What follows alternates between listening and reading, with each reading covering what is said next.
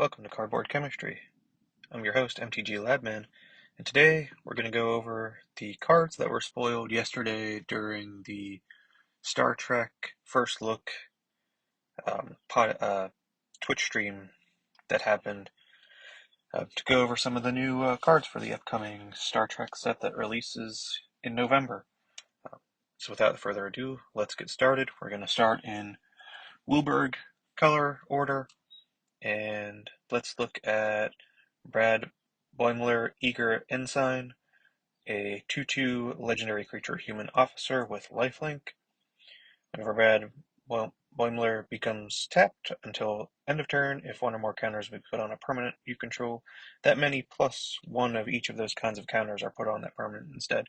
So this is a counter doubler or counter improver for 2 mana. So you can do this when he attacks, or if you have an ability that allows you to tap him.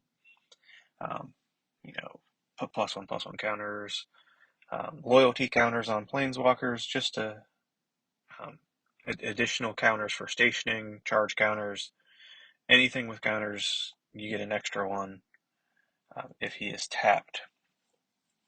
Moving on, we have Dr. Beverly Crusher, 2 colorless, 1 white, for a 2/2 legendary creature human doctor. If gaining life causes a triggered ability of a permanent you control to trigger, that ability triggers an additional time. And then whenever you gain life, put a +1/+1 counter on Dr. Crusher. So life gain Harmonicon, anything that triggers life gain, you get double that trigger. She herself will trigger and get 2 +1/+1 counters whenever you gain life. A Johnny's Pride Mate, those cards that the Mary Jane Watson from Spider-Man set, all those cards that trigger whenever you gain life, put a +1/+1 counter, you get 2 +1/+1 counters. This is definitely going to be a pickup for my Karlov of the Ghost Council. Pretty easy to ramp turn 1, Soul Sister turn 2, Karlov turn 3, Dr. Crusher, which will trigger the Soul Warden. And instead of Karlov getting 2 +1/+1 counters whenever you gain life, it will get 4 +1/+1 counters whenever you gain life. Just seems like it's going to be a good way to spiral out of control a lot faster than that deck already does. Moving on, we have Set Phasers 2 ... is 1 white, and it's an instant. Choose one. You can set your phasers to stun, to tap target creature and put a stun counter on it, or you can set your phasers to kill, to deal 3 damage to target attacking creature. So nice little choice card there. New mechanic in the set's going to be Dilemma, so any cards that allow you to make a choice, like the modal cards that allow you to make a choice, are going to trigger Dilemma. But I think Dilemma is going to be more related to just blue-black and not white. Moving forward, we have Consider the Prime Directive, 2 colorless and a blue, for an instant, choose one, interfere, counter target spell unless its controller pays 3, or observe, tap up to 1 target creature and put a stun counter on it, draw a card. 3 mana for a counter target spell, or tap a creature, put a stun counter on it, draw a card. So that seems pretty good for a common. Moving forward, we have Highly Illogical, 1 colorless and 1 blue, for a instant with kicker, 1 colorless and a blue, counter target spell with mana value 2 or less. If that spell is kicked, instead counter target spell. So 2 mana, counter something 2 or less, 4 mana, counter any spell. Nice flavor text on it, but there are a lot better counter spells that are less than 4 mana to counter anything, so I don't know how much this is going to get played. Moving on, we have Hoshi Sato, Exolinguist, for a 3/3 legendary creature human scientist for 4 colorless and 1 blue, with Federation, which is a new mechanic in the set. When Hoshi Sato enters, look at the top X cards of your library. where X is the number of creature types among non-Borg creatures you control. Put one of them into your hand and the rest on the bottom of your library in a random order. Right, the whole theme of Star Trek is the different races of aliens and everything coming together. So this allows you to build multiple creatures into your deck, multiple creature types, and then you can kind of um, use that to search and put one into your hand, and then put the rest in the bottom. So it gives you the more creature types you run, the further you can dig into your library whenever you cast Hoshi. Moving on to black, we have um, in the Pale Moonlight, 3 colorless, 2 black for a saga. First chapter, each opponent sacrifices a non-token creature of their choice. The second chapter, investigate. And then the third chapter, you may sacrifice an artifact or creature. If you do, you create 2/2/2 black Romulan creature tokens. It's uncommon. It allows you to each opponent to sacrifice something, and then you can, at the end of the saga, you get 2 tokens. It's an uncommon. It seems okay. I mean, if you play a deck that manipulates sagas, manipulates counters, um, I could see this just reset the counters. Each opponent sacrifices a creature. Reset the counters. Each opponent sacrifices a creature. Um, so that could be a little annoying, but strong for an uncommon. Moving on, we have Salt Vampire, 1 colorless, 1 black for a 2/2 vampire shapeshifter with lifelink. When this creature enters, look at target opponent's hand. You may choose a non-land card from it. If you do, that player exiles that card, then draws a card. So it's not even discard a card to exile the card. So you know, playing Salt Vampire, look at what they have and then take the strongest thing out of their hand and remove it from the game seems pretty powerful. I could see this being run in a lot of decks. Moving on to red, we have Beckett Mariner, Impetuous Ensign, 1 colorless, 1 red for a legendary creature human officer. First strike, reckless behavior. When Beckett Mariner becomes tapped, put a promotion counter on her. Then if there are 3 more promotion counters on her, remove those counters, and she deals 2 damage to each opponent. She's a 2/1 with first strike, so whenever she comes tapped, if you have multiple ways to tap and untap and get 3 counters on her, deal 2 damage to each opponent, and just keep on doing that. Seems like a nice little combo piece, like a Timmy or a nice little pinger piece. Moving on to the first captain that we have James T. Kirk, James Tiberius Kirk, 2 colorless, 1 red for a 2/2 legendary creature human officer. When Captain Kirk enters or attacks, choose one. If you have no cards in hand, choose 1 or more instead. So you can discard a card, then draw a card, create a 1/1 red officer creature token, or creatures you control get +1/+0 until end of turn. Um, so while you have cards in hand, you get to choose one of the options. When your back's against the wall and you're hellbent, you can then choose all 3 options. Seems pretty interesting. Want to see what else they have for the captains. Moving on to green, we have Amok Time, 2 colorless and 8 green. First for a saga, first chapter, target creature you control fights up to 1 target creature an opponent controls. Chapter 2, you gain 3 life, and then Chapter 3, return target creature card from your graveyard to your hand. So you get a reanimate, you get a fight spell, and you gain life. It seems like a pretty solid saga for 3 mana. Moving on to our next captain, we have Captain Catherine Janeway, 3 colorless and a green for a 2/3 legendary creature human officer. You may play an additional land on each of your turns, and then whenever Captain Janeway or another creature you control enters, that creature explores. Explore, reveal the top card of your library, put that card in your hand if it's a land, otherwise put a +1/+1 counter on the creature, then put the card back or put it into your graveyard. Um, so anytime a creature enters, that creature explores. Note it doesn't say whenever a non-token creature enters. So if you have a token deck, basically create a bunch of tokens, you explore, um, and each one explores. I can see it getting out of hand. Um, Moving on to multicolored, we have the city on the edge of forever, 3 colorless, 1 white, and a black, so 3 and Orzhov.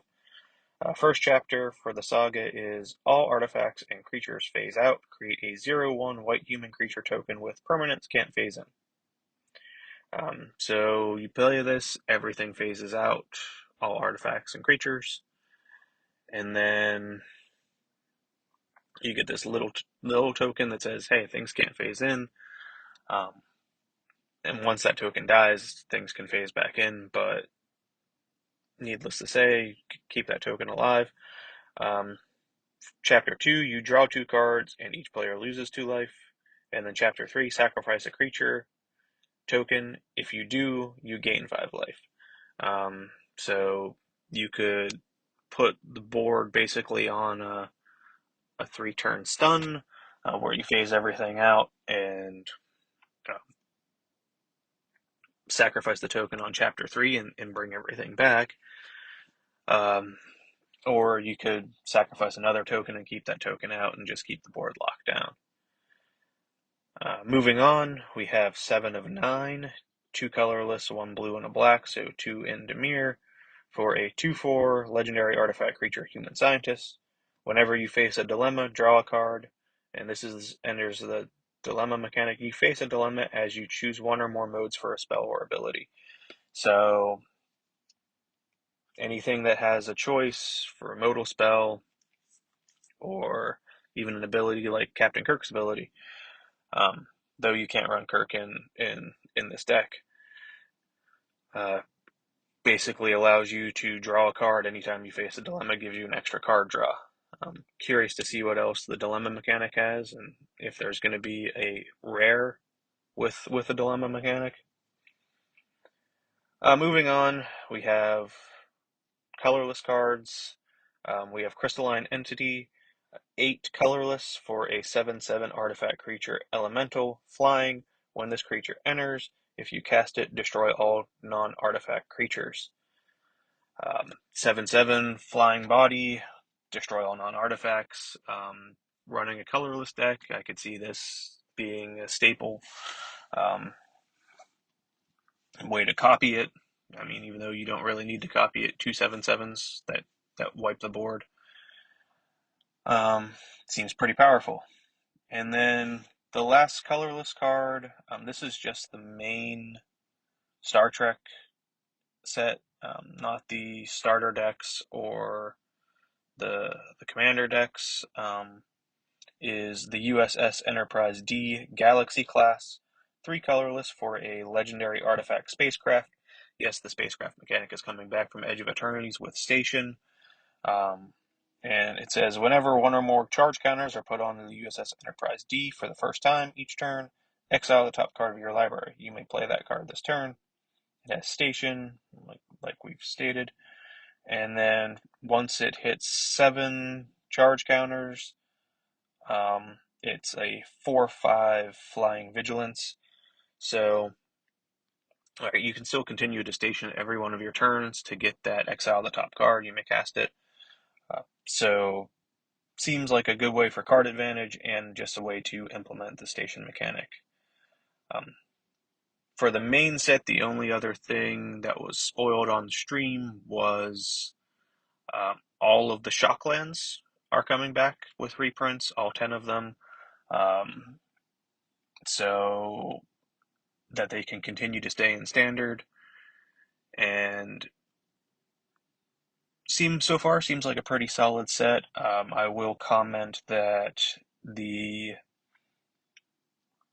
uh, the other decks are seem pretty interesting. Um, I just opened up the starter deck spoilers, and there is a Picard Steadfast Captain for 4 colorless, 2 white, for a 4/4 legendary creature human officer. When Picard enters or attacks, you put 2+1/+1 counters on another creature you control. Nothing super broken there. Their starter decks. They're learning. They're teaching people to play the game. You're learning to play the game with the starter decks. They're not going to have anything crazy powerful in them. Um, like there's a Spock card that's just a 3/5 vigilance that draws a card. Um, the one I'm extremely excited about and want to see what comes out of it. It is in one of the starter decks, but there is going to be a Borg commander deck in Esper colors. And if you don't know, Esper is my favorite color combination, so I'm looking forward to an Esper Borg deck. But the starter deck for the Borg, Borg Queen, Perfection Manifest, 4 colorless, 2 black, um, for a legendary artifact creature, Borg Noble. Artifact creatures you control get +2/+0. When Borg Queen enters, assimilate target creature card from an opponent's graveyard. Put it onto the battlefield under your control with a 1/1 counter on it. It's a Borg artifact creature and loses all other creature types. And she is a 1/4. During the stream, they said that the Borg are going to be like artifact slivers, so I'm really excited to see how the Borg mechanic's going to work, where then it's going to impact all of your other artifacts. They do have a spoiled card called Bioasset Allocator for 3 colorless and 2 black, and it says it's a 3/4 artifact creature Borg, and it says artifact creatures you control have when this creature attacks, each opponent loses 1 life and you gain 1 life, so that gives it to all of your artifact creatures. So really excited to see what's coming out of the set. Seems like it's going to be a nice nod to the series, and there's nods to everything. There's nods to lower decks. There's nods to the um, the more recent Star Trek movies. They're going to be on bonus sheets, and they're going to be on a scene box.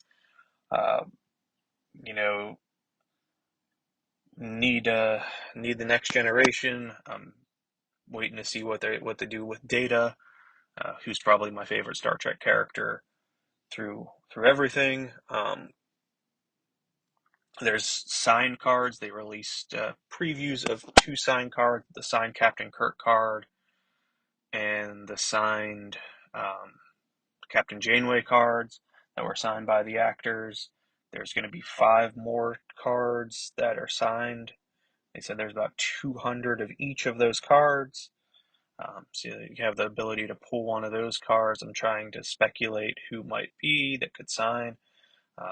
Probably Patrick Stewart, maybe on Captain Picard card. Uh, Maybe Brent Spiner on a Data card. Uh, Jonathan Frakes on a Riker card, maybe. Just trying to speculate who could be. You could have Will Wheaton on a Wesley Crusher card. Just